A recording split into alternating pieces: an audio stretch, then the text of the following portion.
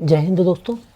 हम सब जानते हैं कि अभी डीसीएस का काम चालू हो गया है ना। लोकल यूथ का काम जो शुरू होने वाला है, तो इसकी कुछ समस्याएं हमारे पास आई हैं। तो हमने कहा फिर से कि एक बार इस पर हल्की सी चर्चा कर ली जाए। ज़्यादा गंभीर चर्चा करने की ज़रूरत नहीं है, क्योंकि दिक्कतें आ रही थोड़ी बहुत। ठीक है, तो सबसे पहले अपन समझ लें कि डीसीएस में मतलब डिजिटल क्रॉप सर्वे है ना।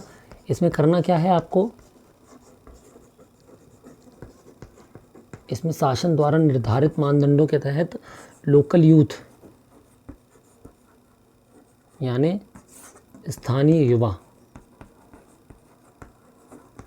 है ना नियुक्त करने हैं, जो कि प्रति ग्राम में नियुक्त किए जाएंगे और फिर ये इन लोगों से काम करवाया जाएगा। ठीक है, ये बेसिक सी बात है जो हमने समझ ली थी।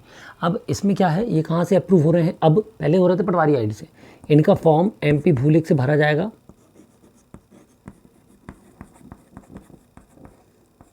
और तहसीलदार की आईडी में ही ये क्या होंगे, वेरीफाई भी होंगे और अप्रूव भी होंगे। यदि किसी लोकल युवा को है ना, स्थानीय युवा को बिना स्थान जोड़े अप्रूव कर दिया है, तो उसको तहसीलदार की आईडी से ही क्या जोड़ा जा सकता है, स्थान जोड़ा जा सकता है। ठीक है, ये बिल्कुल बेसिक सी बात है, बिल्कुल इसमें कन्फ्यूजन नहीं रखना है, बिल्कुल परेशान नहीं होना है। अब कुछ जगह पे ये दिक्कत आ रही, वो हम अभी आगे बता देते हैं। तो ये बेसिक काम है। ठीक है, ये तहसीलदार की आईडी से होना है। उसके बाद अब ये हो गया बेसिक काम। ठीक है, अब जैसे ये अप्रूव होगा, यहाँ से लोकल यूथ को क्या मिल जाएगा, यूज़र नेम और पासवर्ड मैसेज में आ जाएगा। कहाँ आ जाएगा, मैसेज में। ठीक है, तो इस यूज़र नेम का उपयोग करके सारा ऐप में, कहाँ पर, सारा ऐप में प्ले स्टोर से डाउनलोड कर लीजिएगा ये ऐप। ठीक है, सारा ऐप में क्या कर लीजिएगा, लॉगिन। ये यूज़र नेम आप डालेंगे तो सारा ऐप में क्या हो जाएगा, लॉगिन। ठीक है, यूज़र नेम डालेंगे तब। अब आप समझिए जो समस्याएं आ रही हैं उसके बारे में। तो दिक्कत अभी परेशान हो रहे हैं कुछ हमारे स्थानीय युवा, उनके लिए। कुछ लोग लॉगिन कर रहे हैं, तो यहाँ पर एक विंडो आ रहा है जहाँ पर पूछा जा रहा है कर्मचारी विभाग, कर्मचारी संख्या, मोबाइल नंबर है ना, और ईमेल आईडी, मोबाइल नंबर वगैरह वगैरह। ये तब पूछा जाएगा जब आप क्या कर रहे हैं, यूज़र नेम गलत। यदि आप सही यूज़र नेम से लॉगिन करेंगे तो यहाँ पर ही 4-6 ऑप्शन खुल जाएंगे।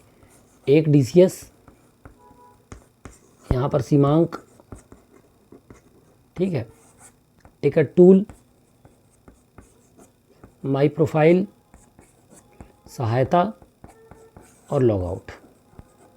और यहाँ पर लिखा रहेगा कुल खसरे और शेष खसरे। अब आप समझिए, यदि आप सही यूज़र नेम से लॉगिन करेंगे तो ये विंडो खुलेगा, और गलत खोलेंगे तो ये विंडो खुलेगा, है ना। ओटीपी तो आ जाएगा, सब हो जाएगा, पर ये खुलेगा। अभी कुछ जगह पे ओटीपी की समस्या चल रही है, ओटीपी एरर चल रही है, इसलिए कई लोग का लॉगिन अभी नहीं होगा। वो भी 1-2 दिन में, लेकिन आपका ये सॉल्व हो जाएगा। जब ये सॉल्व हो जाएगा तब आप और फिर से कि अच्छे से लॉगिन कर सकते हैं। ठीक है, तो ये हो गई हमारी बेसिक सी बात। अब आते हैं इसमें आगे। कुछ लोग लॉगिन कर रहे हैं तो उनके में मैसेज आ रहा है अन्य डिवाइस में लॉगिन है। जो सही से लॉगिन नहीं हुआ होगा, सही से लॉगिन नहीं हुआ होगा, धोखे से अनइंस्टॉल कर दिया है ऐप को जिसने, बिना चेक किए, ठीक है, या किसी दूसरे मोबाइल में लॉगिन कर रहा है एक मोबाइल में लॉगिन होने के बाद, तो सबसे पहले तो ये नहीं करना है ना। आराम से सही से लॉगिन नहीं हुआ है तो फिर से ट्राई करना है। दूसरे मोबाइल में लॉगिन है तो पहले उस मोबाइल से लॉग आउट कर दीजिए। फिर भी दिक्कत आ रही है तो पटवारी के सारा वेबसाइट से, कहाँ से, सारा वेबसाइट से लोकल यूथ को डिजिटल क्रॉप सर्वेयर वाले ऑप्शन में जाकर लॉग आउट किया जा सकता है। ठीक है, तो ऐसे यदि कोई साथी है, कोई लोकल युवा है, हमारे स्थानीय युवा हैं जो लॉगिन दिखा रहे हैं, वो अपने पटवारी जी से संपर्क करें तो वो आपको लॉग आउट कर देंगे। फिर आप लॉगिन करेंगे तो फिर से ये विंडो खुल जाएगा। ठीक है, अब इसमें सहायता में आपको पीडीएफ दिया है, कुछ इंस्ट्रक्शंस दिए कैसे काम करना है। माई प्रोफाइल में आपका नंबर वगैरह है। टिकट टूल में आपको बेसिक टिकट यदि आपको कोई तकनीकी समस्या है और आप उसका निराकरण चाह रहे हैं तो टिकट टूल में मिल जाएगा। सीमांक पुराना ऐप है, पुराना ऑप्शन है, जो कि एमपी किसान में कई लोगों ने देखा होगा। ठीक है, एमपी किसान ऐप में ये दिया हुआ था सीमांक है, सीमांक टूल वहाँ से आया हुआ है, तो आप वहाँ से इसको देख सकते हैं, ये वहीं का ऑप्शन है। फिर आता है हमारा डीसीएस, जिससे आपको फसल गिरदावरी करनी है। अब डीसीएस में DCS में जो ऑप्शन है मुख्य, इनको आप समझिए अभी, है ना, हल्का सा। यह रिपोर्ट, इसमें आप देख सकते हैं आखिरी में कितने खसरे भरे हैं, कितने खसरे छूट गए हैं। यह सिंक, यदि आपका डेटा पुराना दिखा रहा है, कोई दिक्कत कर रहा है, तो वहाँ से आप सिंक कर सकते हैं। ठीक है, ये है आपका अपलोड। किसी में फसल आपने चढ़ा दी है लेकिन नेटवर्क नहीं होने के कारण वो अपलोड नहीं हुआ था, तो अपलोड यहाँ पर है। क्रॉप सर्वेक्षण, जहाँ से आपको फसल चढ़ानी है, फसल गिरदावरी, क्रॉप सर्वेक्षण, ठीक है, ये ऑप्शन आ रहा होगा। यहाँ पर है डाउनलोड, इसमें आपको जाना है। जैसे ही आप DCS में जाएंगे, डाउनलोड के अंदर जाना है, गांव का डेटा दिया होगा, गांव के पूरा डेटा को डाउनलोड कर लेना है। फिर इस पे जाएंगे, आपको 3 प्रकार से कलर के खसरे दिखेंगे, एक लाल, एक पीले, एक हरे। लाल मतलब कि वो खसरे जिसमें फसल चढ़ाना बाकी है, पीले मतलब कि वो खसरे जिनमें फसल चढ़ गई है लेकिन अपलोड होना बाकी है, हरे मतलब वो खसरे जिसमें फसल चढ़ भी गई है और अपलोड भी हो गए हैं, वो हरे। ठीक है, इस तरीके से आपको अलग अलग उसमें दिख जाएंगे। हालांकि अभी तो सबके में लाल दिखेगा। ठीक है, तो जो आप खसरे चढ़ाते जाएंगे उनमें ये लाल से पीला हो जाएगा, जब आप अपलोड कर देंगे तो वो हरे होते जाएंगे। ठीक है, तो ये बेसिक चीज़ें, बिल्कुल इसमें कंफ्यूज नहीं होना है। एक एक खसरे पर आपको जाकर, खसरे की बाउंड्री पर जाकर गिरदावरी करनी है। अब जो मेन समस्या है, जो काफ़ी लोगों को डाउट है, उस पर अपन चर्चा कर लें, है ना। यदि कोई व्यक्ति, मतलब शासन के निर्देशानुसार 8वीं पास है, 18 से 40 के मध्य है, उसके पास 6+ का एंड्रॉयड फ़ोन है और वो उसी ग्राम अथवा पंचायत का निवासी है, तो उसकी लोकल यूथ का आवेदन मान्य है। मान्य है, स्वीकार नहीं है, मान्य है। स्वीकार करने का अधिकार तहसील स्तरीय समिति के पास है। तहसील समिति चाहे तो 10 आवेदनों में से 4 को निरस्त कर सकती है ना। और कारण वो तहसील स्तरीय समिति आपको दे देगी। जिनको यदि किसी का निरस्त हो गया किसी कारण से, तो वो अपनी तहसील स्तरीय समिति से पूछ सकते हैं, है ना। वैसे 95% आवेदन स्वीकृत हुए हैं, 5% आवेदन निरस्त हुए हैं। उसका कारण है 8वीं पास नहीं है कोई, 40 साल से ज़्यादा के लोगों ने आवेदन कर दिया है। ठीक है, तो उस कारण से ये निरस्त हो गए होंगे।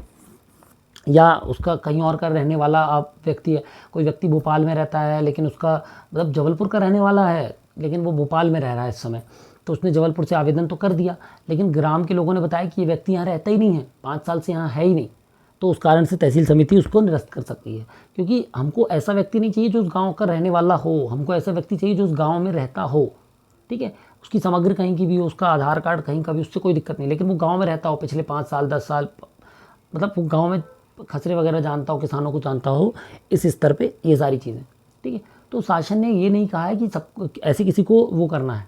तो इस के अंदर यदि जो भी व्यक्ति आता है वो सब पात्र हैं और समिति द्वारा उन सबको स्वीकृत किया जाएगा। ठीक है, यदि समिति किसी को निरस्त करती तो उसका कारण कोई भी जो भाई हमारे वो पूछ सकते जाके तहसील स्तरीय समिति से कि हमें किस कारण से निरस्त किया, तो उनके पास उसका कारण होगा।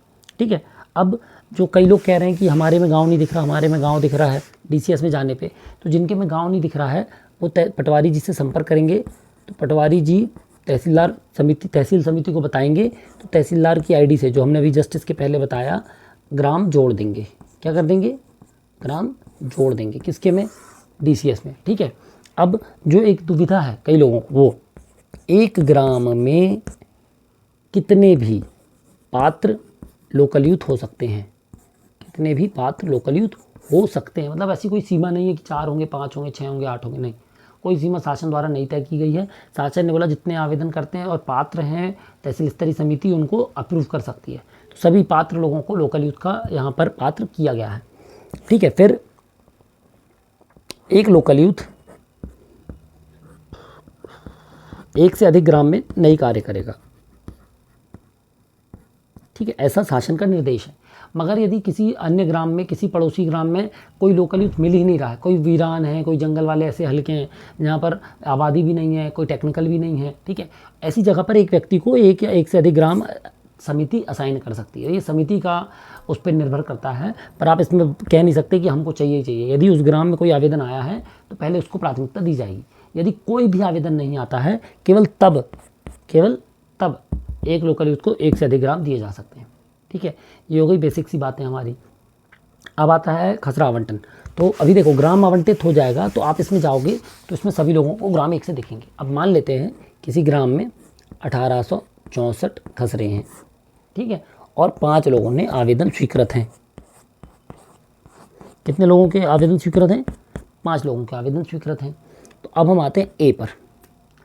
अब तहसील स्तरीय समिति द्वारा पटवारी जी जो हैं 1864 खसरे और इन 5 लोगों के बारे में चर्चा करेंगे और समिति से खसरा आवंटन के लिए कहेंगे।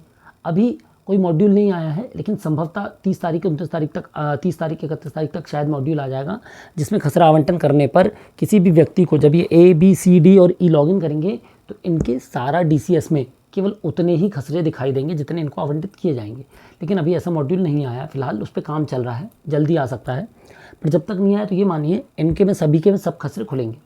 लेकिन पटवारी जी इनको मौखिक रूप से बता देंगे समिति के अनुशंसा पर कि आप 1 से लेके 600 तक करेंगे।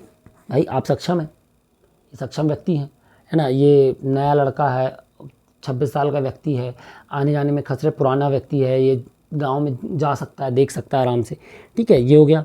उसके बाद इसको 601 से 800 तक दे दिए, 200 खसरे, ठीक है। सी नंबर पे कोई महिला है, उसके पास छोटा सा बच्चा है, आंगनवाड़ी कार्यकर्ता है वो मान लीजिए, या कोई भी व्यक्ति, क्योंकि इसमें ऐसा कहीं नहीं लिखा कि कोई बेरोजगार व्यक्ति को ही आवेदन करना है, ऐसा कहीं नहीं लिखा है।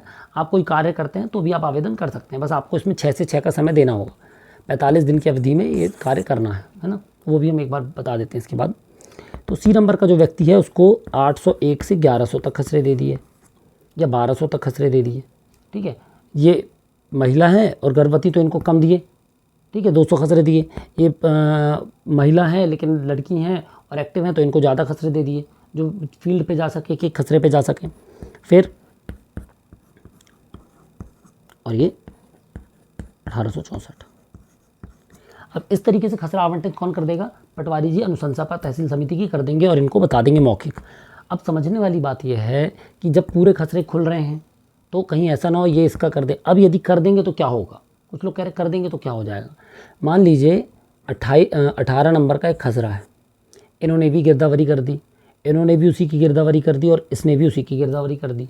18 नंबर के खसरे का एरिया है 2 हेक्टेयर, ठीक है, 2 हेक्टेयर। 2 हेक्टेयर पे इसने भी कर दी, इसने भी कर दी और इसने भी कर दी, तो सर्वर पे वो 6 हेक्टेयर की गिरदावरी दिखाएगा। ग्राम का जो कुल रकबा होगा, कुल एरिया होगा, उसमें 4 हेक्टेयर की अधिक गिरदावरी हो गई। ऐसे में जो अनुमान है, जो कृषि सांख्यिकी है, वो प्रभावित होगी। इसलिए ऐसी गलती नहीं करना है। यदि पटवारी जी आपको बता दे रहे हैं कि 1 से 600 नंबर के सभी बटांक, मूल नंबर प्लस बटांक, ए करेगा तो सिर्फ ए को इतना ही करना है, बी इतना ही करना है, सी इतना ही करना है, तो आपको जितना बताया जा रहा है केवल उतना ही करना है, उससे अधिक करने की ज़रूरत नहीं है ना। ऐसे में कन्फ्यूजन होगी। फिर आता है आपका जो समय, आपको 45, अभी कई लोग कर रहे हैं तो मैं अपन उपलब्ध बता रहा है, कहीं कुछ बता रहा है, तो आप करना नहीं है। अभी डेट आपकी है 1 अगस्त से 15 सितंबर, तो अभी यदि करेंगे भी तो आपकी गिरदावरी होगी ही नहीं। तो 1 तारीख से 15 तारीख के बीच में ट्राई करिएगा, ट्राई नहीं करिएगा, मतलब 1 से 15 के बीच में आपको करना ही है, तब आप गिरदावरी इसमें करिएगा। मौके पर जाइएगा, मुनादी करा दीजिएगा, जैसा भी आप स्थिति पाएंगे खसरे की। यदि खेत जुता हुआ है, अभी कुछ बोया नहीं है, तो अगली बार करिएगा, एक बार में मत करिए, दूसरी बार में करिए, तीसरी बार में करिए, पूछ कर करिए, है ना।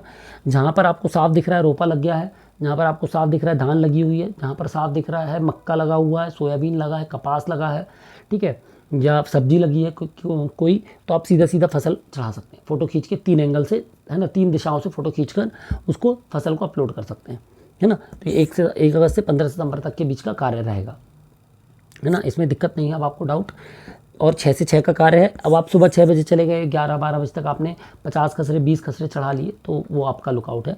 अदरवाइज़ ऐसा कोई नहीं है कि 6 से 6 बैठना ही है गाँव पे खेत में जा जाके, तो आपके ऊपर, आप कितनी देर में कितने खसरे करते हैं, बस इतना याद रखना है। क्वालिटी वर्क करना है, सही काम करना है और क्वालिटी वर्क करना है ना, क्योंकि आपकी मॉनिटरिंग होगी। कोई भी औचक निरीक्षण में कोई सा भी खसरा कभी भी जांचा जा सकता है।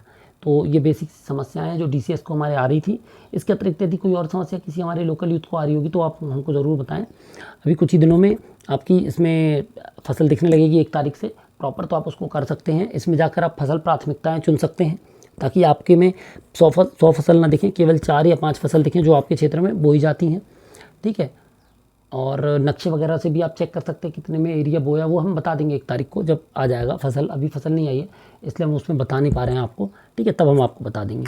तो आशा करते हैं अब आपको आसान होगा ये सब समझना और ये करना, और अब हमारे जो लोकल यूथ हैं वो आराम से इस पर काम कर पाएंगे। यदि फिर भी किसी को कोई दिक्कत हो तो आप उनको ज़रूर बताइएगा। तब तक जय हिंद।